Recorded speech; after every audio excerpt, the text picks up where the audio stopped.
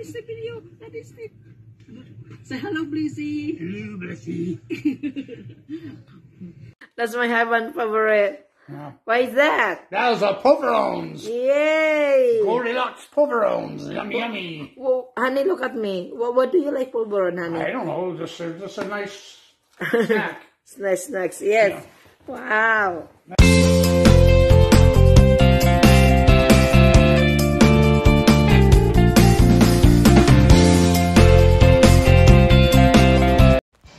Hi mga Blissy, guys, how are you bibili kami guys? ng gallons. Merry Christmas in advance, Happy New Year. Customer, ngayon, dito kami sa bodega. Yan guys, oh may bago sila na empleyado. Si Ma'am Nore. Bumili kami ng yan yung empleyado nila. maraming wala silang mga mga gallons kasi kami marami akong mga resellers, mga 50 sila.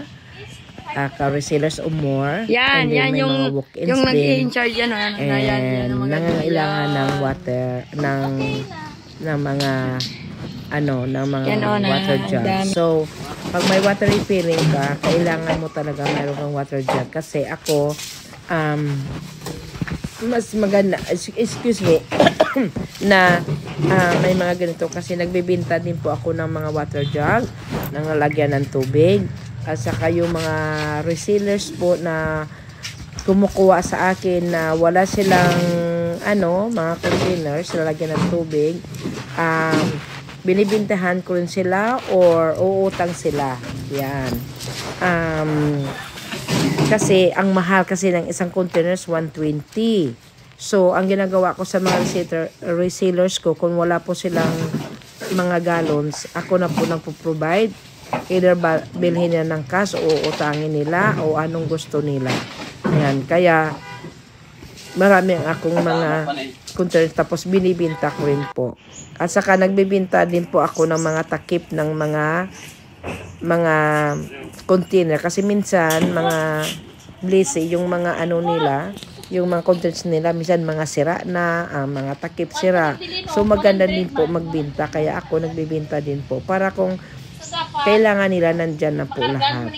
Kaya bumili ako mga 40,000 yata to. Yeah, 40 o 50k ang bili ko nito, kaya ang dami.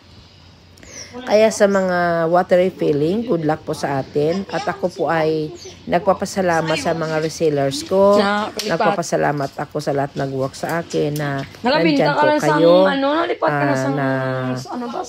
Na palaging nandyan sa araw-araw. At pag ang nag-work din po sa akin, hindi ko na po pangalanan. Maraming salamat din po. Yan, ito po nilalagay na po nila po sa sasakyan ko, sa sasakyan namin. At sinisecure. Kasi mag-travel pa yan sila to make sure na hindi lilipad-lipad. Pag nasa daanan yung mga container kasi is very dangerous. So, kaya sinisecure nila na make sure na ang paglagay nila po ay tama. Yan. So, ang advice ko po sa gusto po mag-water refilling is a very good business. Basta maganda lang location. Location talaga palagi kong sinasabi sa ibang vlog ko. Kailangan po mas maganda at it's up to you guys. Kung gusto nyo guys ilagay sa tuktok ng bukid, okay din.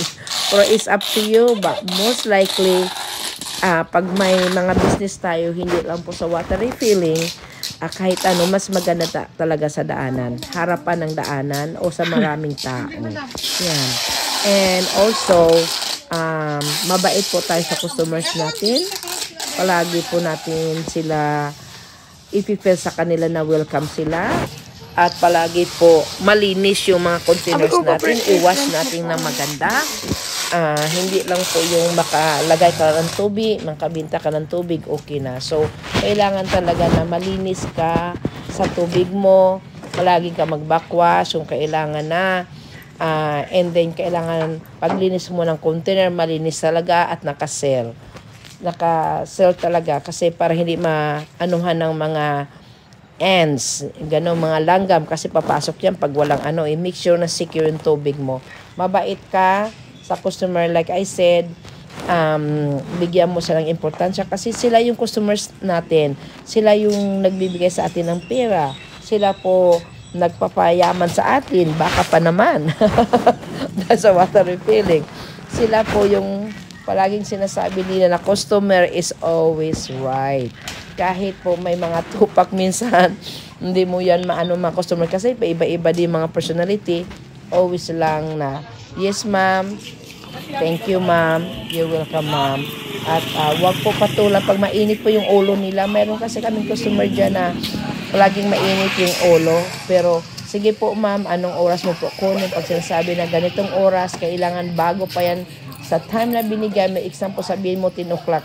Kailangan bago ng 10 o'clock, tapos na yan, na-refilan mo na lahat-lahat mo na mga lahat-lahat mo na mga nila na mga gamit. Kasi minsan early sila. Kasi meron kaming customer ganyan. Ito po, inside na yan po ng bahay. Ng bahay ko po. Yan. Sa water refilling. At saka dumating na po sila. Nakita nyo yung daan. Nandyan na po sila. Kita nyo mga blisi, oh. Harapan talaga ng ng road ang location ng water refilling ko. Actually, ito po ay bahay ko. Retirement house namin sana ng asawa ko. So, as you know, nasa heavy na si Daddy Steve. So, malaki. Hindi ko naman anuhin ko yan. So, ang ginawa ko na lang, kinonvert ko po sa business. Sa taas po, boarding house. Marami nagro-renta siguro, mga 20 sila nagro-renta sa taas. Bed space, room. Sa baba naman water refilling. Yun po ang ginawa ko po. So, sayang naman iikot ko lang. So, ito, nakita nyo, mga busy marami akong containers kasi like I said, nagbibinta ako, nagpo-provide ako sa resellers ko, kung sino nangangailangan, o tami nila, anuhin nila, bilhin nila. Basta, kayo nang bahala kung paano yung payment. So, sa mga bagong resellers, kailangan locations at saka mabait tayo sa mga tao sa kapaligiran, mabait tayo sa mga tauhan natin, i-provide natin yung kailangan nila. Yun lang po. Yun lang ang advice ko po. At ako po ay nagpapasalamat sa lahat na nagtulong sa akin. Sa family ko ako ay nagpapasalamat. Alam nyo na hindi ko na kayo pangalanan. Yun lang po mga blessing locations. Kailangan sa maraming tao, sa harapan ng daanan. Kailangan marami kayong containers para makabinta kayo ng containers. Provide nyo mga customers nyo. Mabait kayo sa customers. Like sa ginagawa nila. Line up lahat. Kasi yun ang gusto ko. Line up lahat. Kailangan neat. Hindi sa madumi. Kailangan malinis. Yun ang pinaka-importante pag mayroong kong water refilling. Kailangan malinis talaga yung area mo. Kasi yan ang pinaka-importante. Kasi pag pupunta na yan dyan ang city na mga inspection at saka manumay, ipapasira po. Yan. So, kailangan malinis talaga yung water refilling. Green, nakikita nyo kasi nagustuhan ko yung green at saka sana orange yan. Pero yung orange kasi nagbibinta ako ng mga hugasan yung pang example, you need water, panghugas, panglaba, nagbibinta din po ako, plus nagbibinta talaga ako ng tubig na inumin. Kaya yung sa orange, ito naman po sa inuman green. Okay mga blessy, I love you and take care. Bye-bye. Another blessing. Mega, mega shout out. Mega, mega shout out.